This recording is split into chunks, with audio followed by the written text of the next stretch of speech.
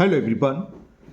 Today we will solve from question number 8 of exercise 9th A class 9th में ICSE board are के बंसल। मैं ICSE board की Serena publishers book है concise mathematics जिसके writer mister are के बंसल जी है। मैं उस बुक को सॉल्व कर रहा हूँ। टॉपिक आपका चल रहा है कॉन्ग्रुएंसी इन ट्रायंगल। इससे पहले मैंने जितनी वीडियो बनाई है उन सब वीडियो का लिंक आपको नीचे डिस्क्रिप्शन बॉक्स में दे दिया है। अगर आपको इससे पहले किसी क्वेश्चन में डाउट है तो आप नीचे डिस्क्रिप्शन बॉक्स में जाकर उस वीडियो को लिंक को क्लिक करके वो वीडियो देख सकते हैं। चलिए स्टार्ट करते हैं क्वेश्चन नंबर 8। क्वेश्चन 8 है a line segment A B bisect at point P and through point P and other line segment P Q which is perpendicular to AB is drawn so that QA equal to QB। जब figure बनाएंगे तब आपको question और अच्छे से समझ में आएगा क्या मतलब है ना। बनाते हैं फिगर। चलिए तब समझिए फिगर। बहुत छोटा सा क्वेश्चन है। एक लाइन सेगमेंट है। दोबारा से क्वेश्चन पढ़ देता हूँ। A line segment A B, ठीक है ना। तो ए बी है ये। Bisect at point P, एक पॉइंट पी है जो इसको वाई सेट करता है, यानी कि वाई सेट का मतलब ए से पी तक की डिस्टेंस बी से पी तक की डिस्टेंस है, यानी कि P is the mid point of A B. Bisect का मतलब दो इक्वल पार्ट्स में करना। ओके। फिर कह रहा है and through point P, P पर and other line segment P Q which is perpendicular to A B. हमने एक लाइन सेगमेंट और ड्रॉ कर ली पी क्यू जो इस पर परपेंडिकुलर, यानी कि ये 90 डिग्री तो ये भी 90 डिग्री, ठीक है। तो so that Q A, Q A कहाँ गिरा, इक्वल होगा क्यू बी के, होगा क्यू के। देखो एक थ्योरम होती है कि अगर किसी लाइन सेगमेंट के परपेंडिकुलर बाइसेक्ट ड्रॉ करें तो इस पर कोई भी पॉइंट ले लें वो दोनों एंड से इक्वल डिस्टेंस पर होता है। लेकिन इसे प्रूव करना है, कैसे प्रूव करेंगे बताते हैं। ये दो ट्राइंगल ले लो। तो इन ट्राइंगल कौन सा, A P Q and triangle B P Q, ये 90 डिग्री ये कॉमन और ये दोनों इक्वल है। तो B P equal to, sorry B पर Q P equal to Q P या P Q equal to P Q. क्यों? क्योंकि ये दोनों ट्राइंगल में है कॉमन। और angle A P Q equal है एंगल बी पी क्यू, क्योंकि परपेंडिकुलर यानी कैसे होंगे 90 डिग्री। बी पी क्यू कॉस के लिखोगे ईच 90 डिग्री। और A P equal to B P, ये गिवन है। क्यों गिवन है? क्योंकि पी बाइसेक्ट ए पी, तो यहां लिख देंगे गिवन। तो sides, angle sides S A S rule से दोनों ट्राइंगल कॉन्ग्रुएंट हो गए। सो triangle A P Q congruent to triangle B P Q किस रूल से हुए? By sides angle sides congruence criterion. जब दो ट्राइंगल्स कॉन्ग्रुएंट हो तो उनके कॉरेस्पॉन्डेंस पार्ट्स भी इक्वल होते हैं। तो हमें प्रूव करना था A Q equal to B Q, यहां से प्रूफ हो गया।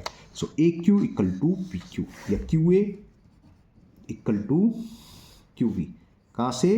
Y C P C T, correspondence parts of congruent triangles are also congruent. तो छोटा सा क्वेश्चन था। क्वेश्चन 8 कंप्लीट हुआ। चलिए करते हैं नेक्स्ट क्वेश्चन नंबर 9। क्वेश्चन 9 है if A P bisect angle B A C, एक एंगल अभी बनाएंगे बी ए सी और ए पी इसको वाई सेट कर रहा है and M is any point on A P, तो prove that the perpendicular drawn from M to A B and A C are equal. जब figure बनाएंगे तब आपको अच्छे से समझ में आएगा, है ना। अब पहले इसकी फिगर समझ लो। एक एंगल बी ए सी है,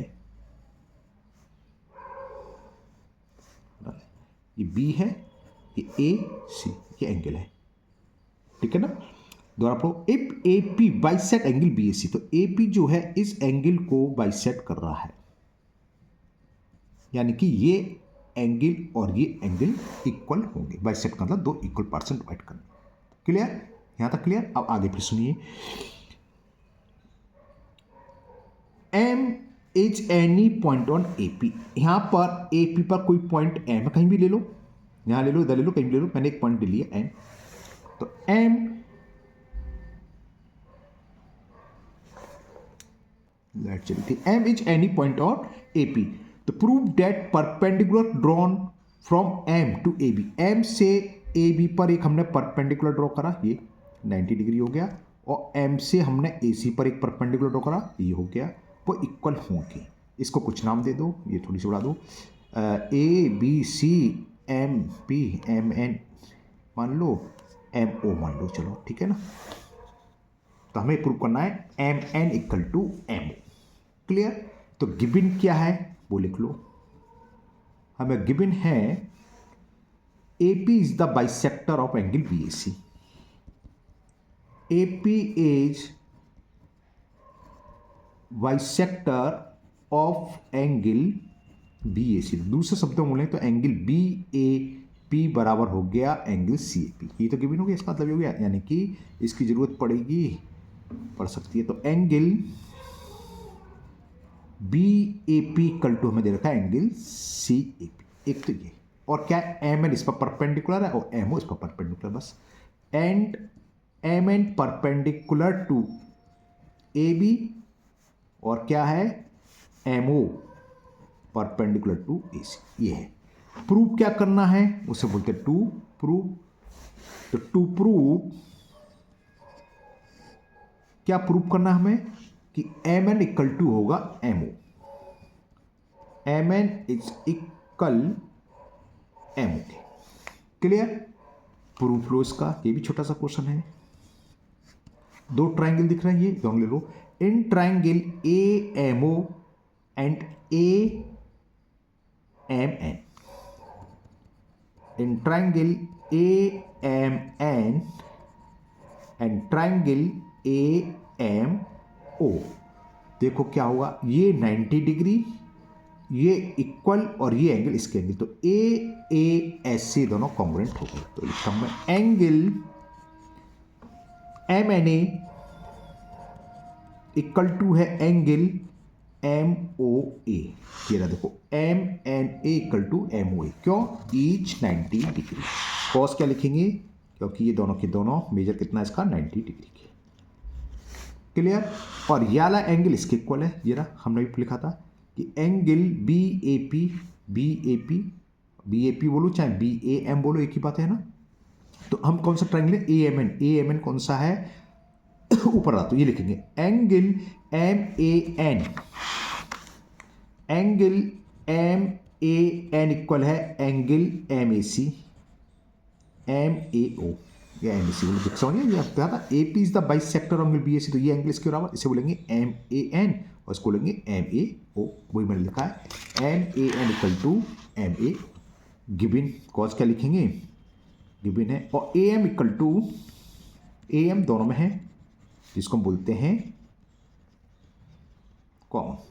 तो क्या हुआ, ट्राइंगल AMN कॉन्ग्रुएंट हो गया ट्राइंगल AMO के। जब ये कॉन्ग्रुएंट है, किस रूल से हुए, by angle sides congruence criterion.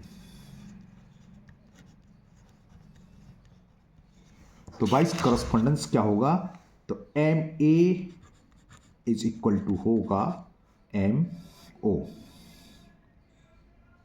MA नहीं करना, सॉरी MN परपेंडिकुलर MN है, तो MN इक्वल टू MO। कहाँ से, YCP। तो यही हमें प्रूव करना था, और ये प्रूव तो आपका हो गया। क्लियर। ये तो प्रूव करना था MN equal to MO। D कहीं भी नहीं है, अगर आपको कहीं D लग रहा हो, O मेरा D लगता है, ये भी D लग रहा है ना, तो आप समझना D तो पूरी फिगर में कहीं है नहीं, तो वो O ही है। क्लियर। तो ये कंप्लीट हुआ क्वेश्चन नंबर 9। चलिए करते हैं last question of this exercise, question number 10। Question 10 है, फ्रॉम द गिवन डायग्राम, इसमें तो डायग्राम दे रखा है, in which ABCD is a parallelogram, ABCD is a parallelogram, यानी कि DC बराबर AB की होगी, पैरेलल भी होगी, और DA बराबर CB होगी, पैरेलल भी होगी ना, अपोजिट साइड्स पैरेलल होती है, equal. ABL is a line segment, ABL दिख गया, and E is the mid point of BC, और ये E जो है इसका मिड पॉइंट है BC का। तो prove that DCE congruent to LB, ये दोनों क्या होंगे, कॉन्ग्रुएंट होंगे। तो हो गया कैसे, देखो ये एंगल इसके इक्वल होगा, ठीक है, और ये एंगल इसके होगा, क्यों, अल्टरनेट इंटीरियर एंगल, ये लाइन इसके पैरेलल है, ये ट्रांसवर्स है तो ये इसके इक्वल, और ये दोनों इक्वल हैं, तो ए एस ए से दोनों कॉन्ग्रुएंट हो गए। जब कॉन्ग्रुएंट हो गए तो बस खत्म। फिर पूछना है ए बी बराबर बी एल, हमें प्रूव करना है ए बी बराबर है हाँ के, तो ये कॉन्ग्रुएंट हो गए तो बी एल बराबर होगा सी डी, और सी डी बराबर है बी ए के, तो अपोजिट साइड्स ऑफ पैरेललोग्राम हो गया।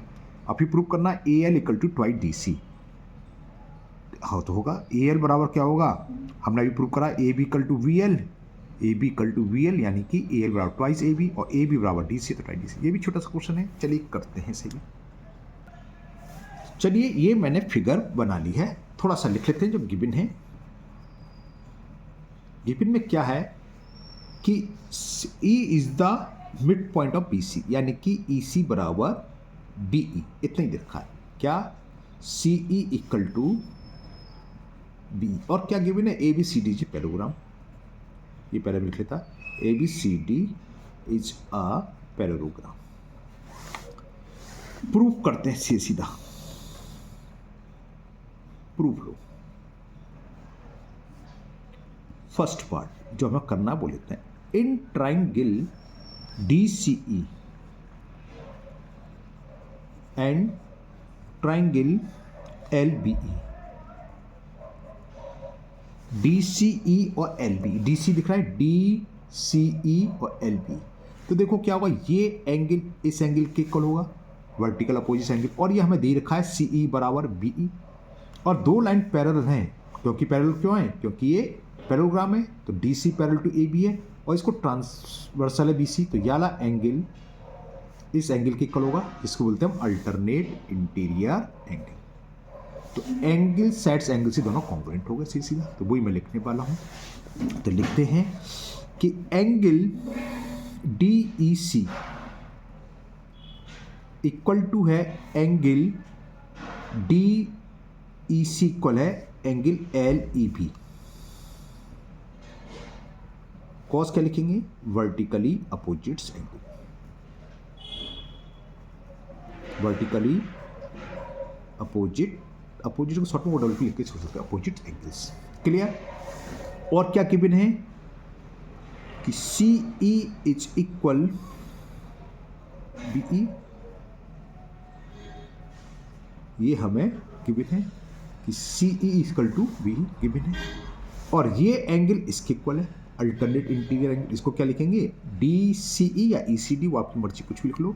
तो एंगल DCE इक्वल है एंगल LBE, LBE के अल्टरनेट इंटीरियर एंगल लगाना भूल गया, एंगल LBE, क्यों, क्योंकि these are alternate interior angles. तो एंगल साइड्स एंगल्स रूल से ये दोनों ट्राइंगल कॉन्ग्रुएंट हो गए। सो triangle DCE congruent to triangle LB किस रूल से हुए, by angle sides angle congruence criterion. तो फर्स्ट पार्ट तो प्रूफ हो गया। फर्स्ट पार्ट में हमें ये प्रूफ करना था कि triangle DCE congruent to triangle LB। अब प्रूफ करना है AB इज इक्वल VL। तो सेकंड पार्ट लो,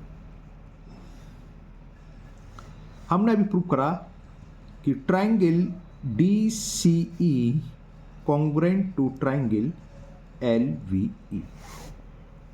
तो क्या होगा, BL बराबर CE के होगा, सॉरी BL बराबर DC के होगा ना, BL बराबर CD।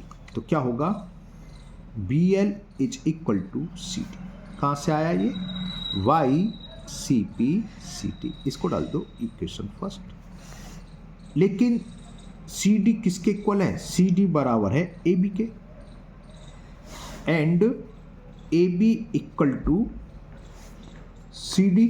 देखो AB इक्वल टू CD होगा, CD या DC इक्वल, क्यों, अपोजिट साइड्स ऑफ पैरेललोग्राम, तो वो मैं लिख रहा हूँ, but AB equal to CD, इसको डाल दिया मैंने सेकंड। क्यों होगा, because these are opposite sides. तो opposite sides of a parallelogram, तो फर्स्ट सेकंड से ABCD जब RHS इक्वल तो LHS भी इक्वल होगा। तो from first and second from first and second we can say A B equal to V L.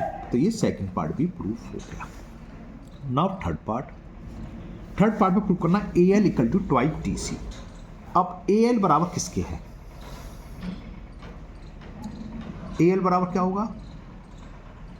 A B plus B L. हमें A L बराबर prove करना है ट्वाइस डी सी, कि A L बराबर है ट्वाइस डी सी। अभी हमने prove करा है A B equal to B L, A B equal to B L prove करा है हमने। देखिए ये है ना। तो चलो लिखते हैं ए एल को हम लिख सकते हैं फिगर के हिसाब से A B plus B L. देखो ये रहा ए एल, पूरी डिस्टेंस है, A B plus B L मिलकर ए एल हो गई। बात क्लियर? और यहाँ देखो ए एल बराबर किसके है? ए बी के। तो हम लिख सकते हैं A L sorry B L बराबर ए बी के। क्यों? क्योंकि V L equal to A B, ऊपर है लिख रहा है आपके सामने। तो A B plus A B कितना हो गया? Twice A B. और साइड्स ए बी किसके इक्वल है? डी सी के। जरा देखो ए बी बराबर डी सी के। क्यों? अपोजिट साइड सब पहले। तो ए बी के डी सी लिख देंगे यहाँ पर, सी प्रूफ हो गया ए बी। तो A L equal to twice D C. क्यों? Because A B equal to D C. Cause लिखने का opposite sides of a parallel. Clear? तो ये क्वेश्चन इसका थर्ड पार्ट भी कंप्लीट होगा। इसी के साथ आपके सारे क्वेश्चन कंप्लीट हुए और ये एक्सरसाइज 9A कंप्लीट हुई। मुझे उम्मीद है आपको बहुत अच्छे से समझ में आ गई होगी। फिर भी अगर आपको किसी क्वेश्चन में अभी भी डाउट है तो आप कमेंट बॉक्स में कमेंट करें, मैं उस क्वेश्चन को और अच्छे से समझाने की कोशिश करूँगा। अगर आप लोग पहली बार चैनल पर आए हैं तो चैनल को सब्सक्राइब करना ना भूलें, साथ ही साथ बेल आइकन जरूर प्रेस करें, जिससे आगे जो भी वीडियो अपलोड होगी उसका नोटिफिकेशन आपको मिल जाएगा और वो वीडियो आपकी मिस नहीं होगी। इस वीडियो को अपने दोस्तों को भी शेयर करें, जिससे वो भी इसका फ़ायदा उठा सके। फिर मिलते हैं नेक्स्ट वीडियो में। Thank you, have a nice day.